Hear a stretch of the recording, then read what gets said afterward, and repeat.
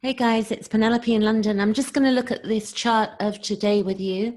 And also what I want to tell you that I do read charts, so do look at my booking below. And also if you've not been on my channel before, please subscribe. I'm growing my channel and putting stuff out there on astrology and also complex PTSD, trauma issues, stuff like that to help us evolve and understand what's going on in the world at this time as well as we move through life. So this is, I'm showing you the chart of today, and I'm going to explain a couple of things to you. So if you can look at currently, the red lines, if you're familiar with astrology, you're going to know this anyway, but the red lines here are called squares. They're 90-degree angles.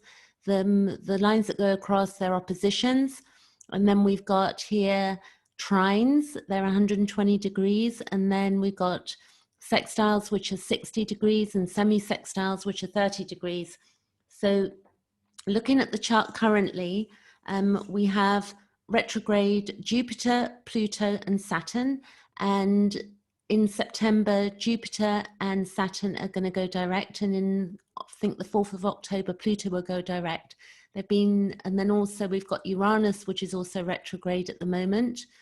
And we've also got Chiron, which is retrograde at the moment, which is the wounded healer. And we've got the Sun, Venus, sorry, the Sun, Mercury, the Moon, South Node, Jupiter, Pluto, Saturn, Neptune, Chiron, Lilith, Mars, and Uranus, and the North Node and Venus, just to give you a picture of what's going on.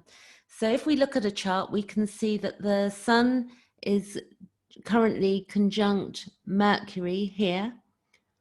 That's the Sun conjunct Mercury.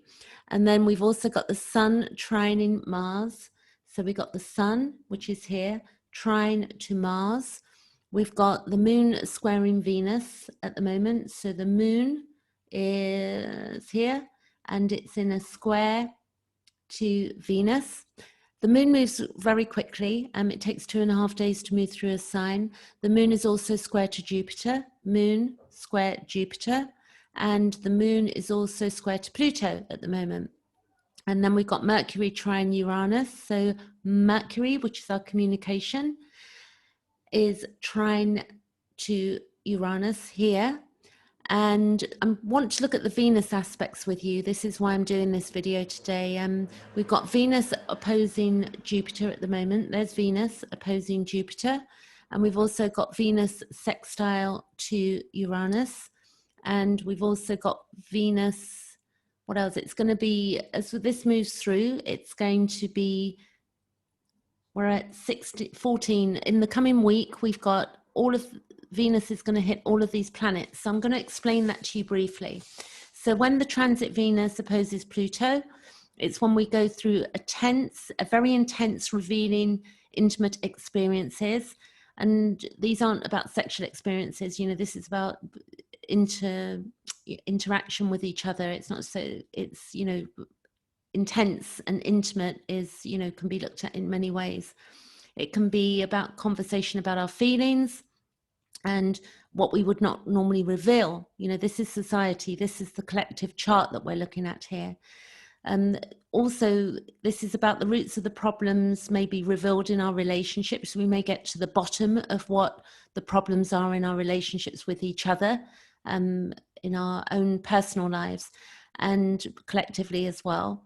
And it's up to us whether this is positive or negative, the impact on us. It's up to us, because it's up to us the way we see things, and also to do with our own consciousness and the study and the, you know, so many different varying factors, you know, being human, you know, we're children, we grow into teenagers, adults, we're all at different stages in the world, in life.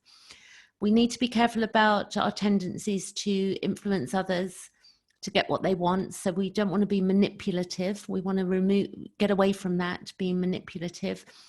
We may also experience fear and, you know, the idea of loss and betrayal. And we need to just really be calm and be in our bodies. So this would be Venus opposing Pluto. So now if we look at Venus opposing Jupiter, this is where we yearn for pleasure with Jupiter and Venus. And that, you know, maybe it's where nothing will make us feel happy, with an opposition. And it's where we may be impractical, and we may try to avoid problems, and we may also try to please everyone. We've got to try and maintain discipline and responsibility during this transit.